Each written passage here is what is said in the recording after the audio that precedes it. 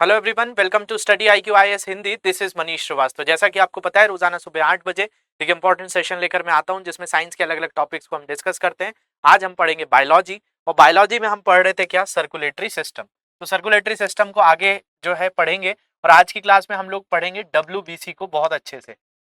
Last session में हमने देखा था कि भाई सर्कुलेटरी सिस्टम होता क्या है। सर्कुलेटरी सिस्टम के बारे में हमको किसने बताया, तो मैंने आपको बताया था, इसी को बताने वाले जो व्यक्ति थे वो विलियम हार्वे थे। इसी को परिसंचरण तंत्र भी कहा जाता है। तो परिसंचरण तंत्र में हमने बात कुछ सिस्टम्स की करी थी कि कुछ खुला परिसंचरण तंत्र होता है, कुछ बंद परिसंचरण तंत्र होता है, ओपन सर्कुलेशन सिस्टम होता है, क्लोज सर्कुलेशन सिस्टम होता है। ऐसे ही जो है आपका जो क्लोज्ड होता है वो ह्यूमंस के अंदर होता है, मानव के अंदर होता है। मानव का जो परिसंचरण तंत्र है वो दो भागों में विभाजित है। एक जो है हमने कहा था कि रुधिर परिसंचरण तंत्र है, और दूसरा लसिका परिसंचरण तंत्र है जिसको ब्लड सर्कुलेशन सिस्टम कहा जाता है, और एक को लिम्फेटिक सर्कुलेशन सिस्टम कहा जाता है। और ब्लड सर्कुलेशन सिस्टम के अंदर तीन चीजें थी, एक ब्लड, हार्ट और आपका जो ब्लड वेसल्स होती हैं जिनको वाहिका कहा जाता है। रक्त वाहिकाएं जो होती हैं, हृदय होता है और रक्त होता है। और रक्त में भी चार चीजें होती हैं। आपने आरबीसी लास्ट सेशन में पढ़ लिया था, आज हम WBC को पढ़ेंगे। बहुत इंपॉर्टेंट चीज है, यहाँ से बहुत सारी चीजें आपको आनी चाहिए, तो उसको देखेंगे। इससे पहले लास्ट सेशन में केमिस्ट्री पढ़ा था, तो उसके कुछ क्वेश्चंस करेंगे। इसके अलावा कोई डाउट्स होंगे तो इन सोशल मीडिया हैंडल पे मुझसे जुड़ सकते हैं। इस लेक्चर की PDF यहाँ से डाउनलोड कर सकते हैं। इसके अलावा पहला क्वेश्चन जो था पिछले क्लास में वो ये था कि which of the following is naturally occurring hardest substance on the earth. निम्नलिखित में से कौन सा पृथ्वी पर प्राकृतिक रूप से पाया जाने वाला सबसे कठोर पदार्थ है? क्या वो ग्रेफाइट है, क्या वो ग्लास है, क्या वो आयरन है, क्या वो डायमंड है? तो इसका आंसर क्या है? डायमंड। डायमंड जो होता है, हीरा जो होता है, सबसे ज्यादा हार्डेस्ट होता है। ये सबसे ज्यादा हार्डेस्ट जो है मटेरियल देखने मिलता है। इसके बाद अगर हम बात करें तो अगला क्वेश्चन जो था वो ये था कि मिनरल सार जो खनिज होते हैं वो लिक्विड होते हैं, इनऑर्गेनिक सॉलिड होते हैं, गैसेस होते हैं, ऑल ऑफ द अबव होते हैं। तो खनिज जो होते हैं, खनिज या मिनरल्स वो चीज होती है जिनसे हमको क्या मिलते हैं, जिनसे हमको ओर मिलती है, और इन ओर से हमको क्या मिलता है? मेटल मिलता है। मतलब ये एक तरीके के खनिज है, और ये खनिज से हमको क्या मिलती है? अयस्क मिलती है, और अयस्कों से हमको धातु मिलते हैं, और इस प्रक्रिया को कहा जाता है धातु कर्म। मतलब आपका ओर से मेटल्स निकालने का प्रोसेस जो है इसी को मेटलर्जी कहा जाता है, जो मैंने लास्ट सेशन में आपको पढ़ाया था। तो कोई भी अगर आपके पास मेटल है, जैसे कि मान लिया जाए Fe2O3, अब ये जो है आयरन का एक तरीके से क्या है? अयस्क ही है। अब इस अयस्क से आप क्या हटाओगे? इस ऑक्सीजन को हटाओगे, और आपको मिल जाएगा क्या? आपको मिलेगा आयरन। तो भाई जो मिनरल्स होते हैं वो मिनरल्स क्या होते हैं? ओर का ही एक फॉर्म होता है। तो ये आपको जो मिल रहा है, क्या ये लिक्विड फॉर्म में मिल रहा है या गैस फॉर्म में मिल रहा है या ऑल ऑफ द अबव? तो ये बताया जाता है ये इनऑर्गेनिक सॉलिड होते हैं, अकार्बनिक ठोस होते हैं। इनमें कोई कार्बनिक ठोस नहीं है, ये अकार्बनिक ठोस होते हैं। तो ये एक चीज पता चली हमको। अगला क्वेश्चन था monazite. Monazite is an ore of, monazite एक अयस्क है किसकी? तो मोनाजाइट जो होती है, एक मोनाजाइट सॉल्ट होता है, या सैंड भी होती है, ये मिट्टी होती है, मोनाजाइट मिट्टी। इससे आपको क्या मिलता है? थोरियम मिलता है। भारत में केरला के तट से, जो केरल राज्य है, वहां पर सबसे ज्यादा क्या मिलती है? मोनाजाइट मिट्टी मिलती है, और उस मोनाजाइट मिट्टी से ये थोरियम मिलता है। ये एक तरीके का कैसा सब्सटेंस है? रेडियो एक्टिव सब्सटेंस है। तो इसको न्यूक्लियर फ्यूल की तरह यूज किया जाता है, रेडियो सक्रिय पदार्थ है ये। तो होप ये समझ में आया होगा। इसके अलावा हमने ब्लड के बारे में पढ़ना चालू किया था कि वही जो ब्लड सर्कुलेशन सिस्टम है वो क्या है? The circulatory system is a network of arteries, मतलब धमनी, फिर शिरा, और आपका कैपिलरीज मतलब केशिकाएं जो होती हैं। तो आवश्यक खनिज, पोषक तत्व और अन्य आवश्यक घटक प्रदान करने के लिए डिजाइन की गई धमनी, नसों और केशिकाओं का एक नेटवर्क होता है। इसको आप क्या कहते हैं? रक्त परिसंचरण तंत्र कहते हैं। इसके अलावा अगर हम बात करें तो भाई हमने देखा था कि भाई दो तरह के सर्कुलेशन सिस्टम होते हैं, एक ओपन होता है, एक क्लोज्ड होता है। ओपन किस में होता है? तो भाई जो कीट होते हैं, आर्थ्रोपोडा होता है, मोलस्का होता है, उनमें होता है। लेकिन जो मैमल्स होते हैं उनके अंदर देखने मिलता है, या फिर स्तनधारी जिनको कहा जाता है। ह्यूमंस की बात करें तो क्लोज सर्कुलेशन सिस्टम होता है। फिर मैंने बताया था कि ह्यूमंस मानव परिसंचरण तंत्र भी दो तरह का होता है, एक होता है रुधिर परिसंचरण तंत्र प्रणाली और एक लसिका परिसंचरण तंत्र प्रणाली। मतलब ये होता है आपका ब्लड सर्कुलेशन सिस्टम, और दूसरा होता है लिम्फेटिक सर्कुलेशन सिस्टम। ये किसमें है? तो ह्यूमन सर्कुलेटरी सिस्टम के अंदर हम बात कर रहे हैं। इसके अलावा अगर हम आगे की बात करें तो हमें क्या देखने मिलता है कि जो ब्लड सर्कुलेशन सिस्टम है इसमें ब्लड भी आता है, इसमें हार्ट भी आता है और ब्लड वेसल्स भी आते हैं। तो मेनली आज जो हम डिस्कस कर रहे हैं वो ब्लड को ही कर रहे हैं, और ब्लड में हमने आरबीसी को पढ़ लिया है। आरबीसी के बाद आज हमारा नंबर है डब्ल्यूबीसी के बारे में, जिसको बहुत अच्छे से देखेंगे कि भाई डब्ल्यूबीसी क्या होता है।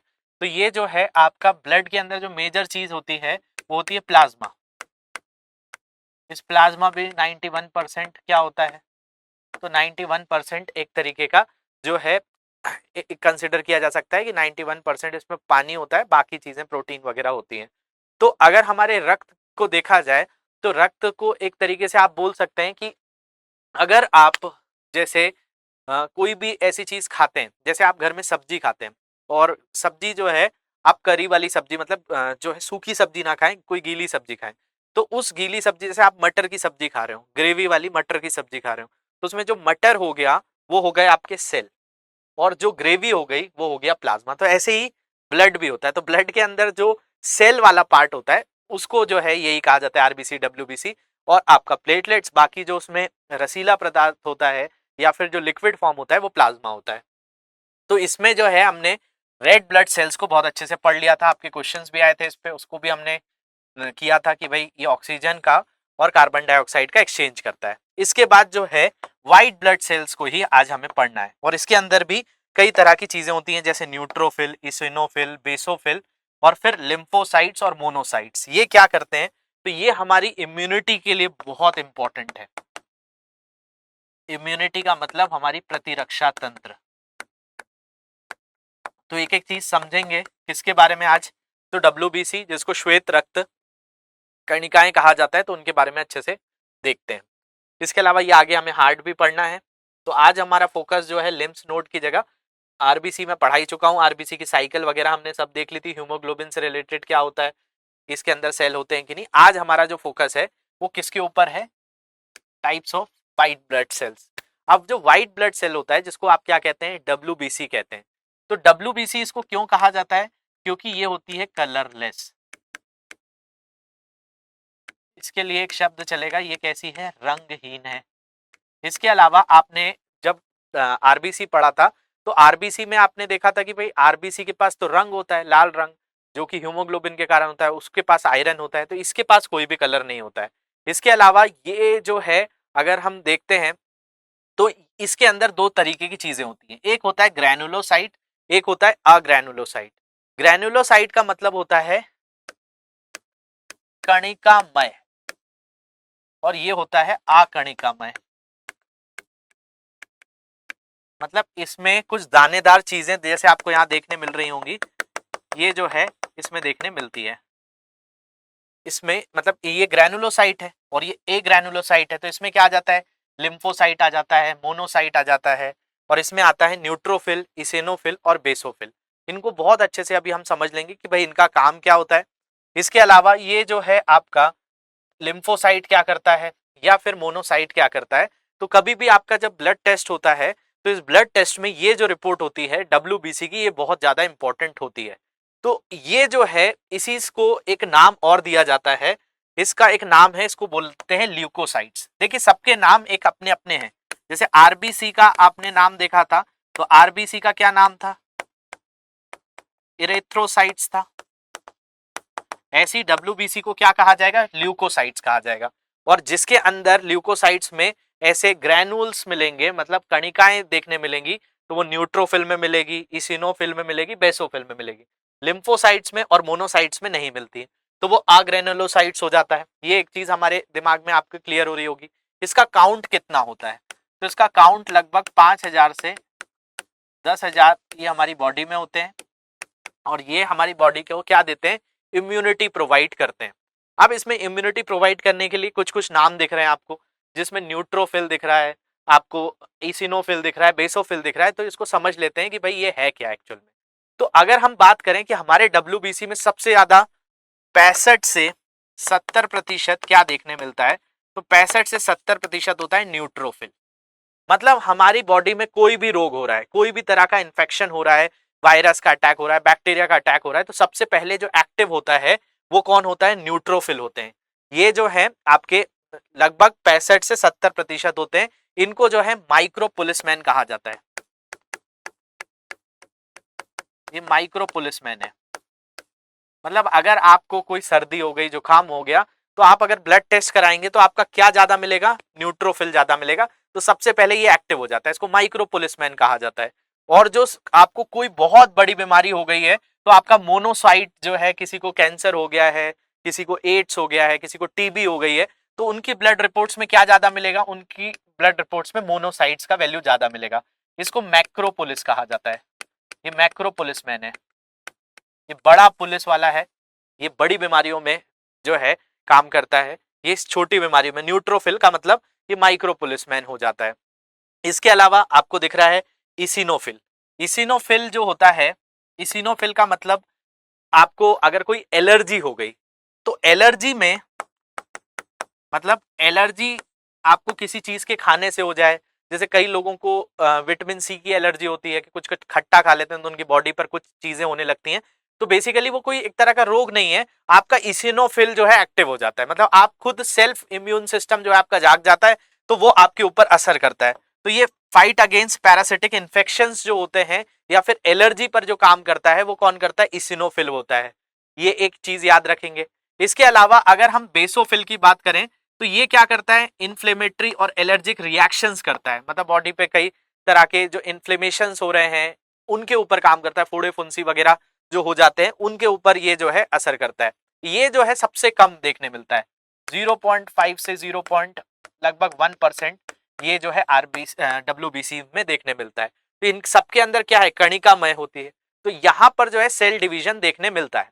तो अगर यहां पर कणिकाएं हैं, तो ये जो सेल है, इस सेल के अंदर क्या मिलेगा आपको, न्यूक्लियस देखने मिलेगा। न्यूक्लियस का मतलब इनके अंदर केंद्रक होता है। अब केंद्रक होगा तो केंद्रक होने के कारण क्या देखने मिलेगा, केंद्रक होने के कारण इनके अंदर अगर सेल है, सेल के अंदर न्यूक्लियस है, तो सेल डिवीजन भी होगा, मतलब आपका यहाँ कोशिका विभाजन भी होगा। तो भाई जब भी किसी को आप ब्लड कैंसर बोलते हैं, तो ब्लड कैंसर का मतलब है कि वो व्हाइट ब्लड सेल्स के कारण ही हो रहा होगा, क्योंकि व्हाइट ब्लड सेल्स के अंदर क्या होता है, व्हाइट ब्लड सेल्स के अंदर न्यूक्लियस होता है। तो इसमें आपको समझ में आया, न्यूट्रोफिल कोई छोटी मोटी बीमारी हुई तो ये एक्टिव हो गए, आपको कोई एलर्जी हुई तो ये एक्टिवेट हो गए। इसके अलावा इन्फ्लेमेटरी एक्शंस करने के लिए जो है कोई फोड़े फुंसी जो हो जाती है, तो उसमें बेसोफिल जो कई तरह की चीजें होती हैं जो इन्फ्लेमेटरीज होती हैं वो ये काम करती हैं। इसके बाद अगर हम बात करें तो ये जो है ए ग्रैनुलोसाइट्स होती हैं, ये जो है ये भी बीमारियों से लड़ने में मदद करती हैं। इसमें होता है एक लिम्फोसाइट, ये एक इम्यून रिस्पॉन्स जो है डेवलप करता है। ये लिम्फोसाइट्स में आपको दिख रहा होगा, इसमें होता है एक बी लिम्फोसाइट्स और एक मिलता है टी लिम्फोसाइट्स। इसके अलावा एक नेचुरल किलर सेल भी होता है, इसको ध्यान से समझिए। यहां तक तो बात समझने आ गई होगी। लिम्फोसाइट्स के अंदर दो तरह की चीज देखने मिलती है। तो जो बी था, ये सबसे पहले एक बर्सा नाम की बर्ड में मिला था, तो इसलिए इसका नाम बी लिम्फोसाइट कह दिया जाता है। अगर हमारी बॉडी में देखते हैं तो आरबीसी, डब्ल्यूबीसी, प्लेटलेट्स, ये सब कहाँ बनते हैं, तो हमने पढ़ा था बोन मैरो में, जो अस्थि मज्जा होती है वहां पर डेवलप होते हैं, वहां पर जन्म होता है और वहीं पर डेवलपमेंट होता है। लेकिन जो ये टी लिम्फोसाइट्स है, ये इसका जन्म तो अस्थि मज्जा में होता है, लेकिन इसका डेवलपमेंट होता है थाइमस में। थाइमस एक ग्लैंड होती है आपके अंदर, एक तरह की ग्रंथि होती है, इसलिए टी से इसका नाम पड़ गया टी लिम्फोसाइट्स।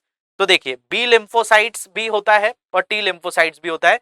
ये जो है आपके अंदर ह्यूमरल एंटीबॉडीज मतलब ह्यूमरल इम्यूनिटी को डेवलप करता है, ये एंटीबॉडीज को डेवलप कर देता है कोई बीमारी से लड़ने के लिए, तो बी काम करता है। टी जो होता है, इस टी के अंदर दो चीजें बहुत इंपॉर्टेंट है जो हम आज समझते हैं। तो यहां तक देखते हैं, फिर आगे जो है इसी को लेकर इस पर मैं बात करता हूं। तो हम किसकी बात कर रहे हैं, लिम्फोसाइट्स की। तो लिम्फोसाइट्स में अगर हम बात कर रहे हैं तो एक हो गया बी सेल, एक हो गया टी सेल। इस बी सेल के बारे में मैंने आपको क्या बताया, तो बी सेल जो है ये एंटीबॉडीज डेवलप करता है, अब जैसे वैक्सीन ली तो क्या हुआ, वैक्सीन लेने से आपकी एंटीबॉडी डेवलप हुई, तो ये जो है आपका ह्यूमरल एंटीबॉडीज डेवलप करता है, मतलब ये ह्यूमरल प्रतिरक्षा तंत्र की तरह काम करता है। सबसे पहले जो मैंने आपको बताया कि बारसा, BURSA, इस बर्ड में मिला था ये लिम्फोसाइट, तो इसलिए इसका नाम बी सेल कर दिया गया। अब जो है यहाँ पर हम टी सेल की बात कर रहे हैं। जो टी सेल होता है इसमें भी दो तरह के टी सेल्स होते हैं। जो कहाँ पर बनता है, मतलब बनता तो ये कहाँ है, ये बोन मैरो में ही बनेगा, लेकिन इसका डेवलपमेंट जो बताया जाता है, इसका डेवलपमेंट होता है कहाँ पर, थाइमस में।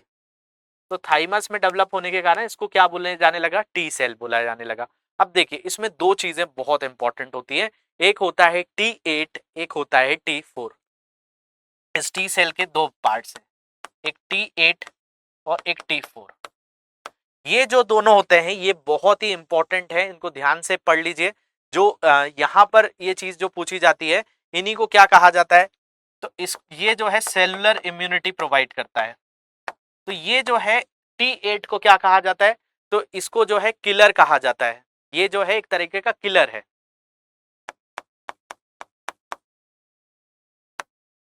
और ये T4 जो होता है ये हेल्पर होता है। ध्यान से समझिए, यहाँ पे एक बहुत इंपॉर्टेंट चीज मैं यहाँ पे बताने जा रहा हूँ। जो T8 है ये किलर सेल है और T4 उसका हेल्पर है। तो ये क्या करता है, जैसे किसी को कोई बीमारी हो गई है तो आपका लिम्फोसाइट्स उसको किल करने में सबसे आगे आएगा, और इसकी हेल्प कौन करेगा, T4 करेगा। अब होता क्या है, किसी को अगर एड्स हो गया है, HIV AIDS, acquired immunodeficiency syndrome, तो T4 जो होता है उनका खत्म हो जाता है। तो T4 जो होता है वो अगर उनके अंदर नहीं है तो T8 जो है अकेला पड़ जाता है। तो ऐसे लोगों की जो इम्यूनिटी है कम हो जाती है। तो एड्स के जो पेशेंट्स होते हैं, HIV जिनको हो जाता है, उनके अंदर T8 ही रहता है, T4 जो है वो आपका नहीं बन पाता है। तो ये एक प्रॉब्लम होता है, तो ये टी सेल के अंदर ही देखने मिलता है। तो ये सारी चीज आपको समझने आ रही होगी कि ये जो है सेलुलर इम्यूनिटी भी प्रोवाइड करता है, साथ साथ ये कई तरह की डिजीज में ये इसका हेल्पर होता है, इसको किलर कहा जाता है। तो ये जो है म्यूचुअल अंडरस्टैंडिंग से दोनों काम करते हैं। तो यहां पर एक चीज होती है, अब देखिए जो आपका ल्यूकोसाइट्स होता है, ल्यूकोसाइट्स का मतलब WBC का अगर वैल्यू बढ़ रहा है, मतलब ये इसका अत्यधिक अमाउंट होने लगा, तो इसी को कहा जाता है ल्यूकेमिया। और इसका अगर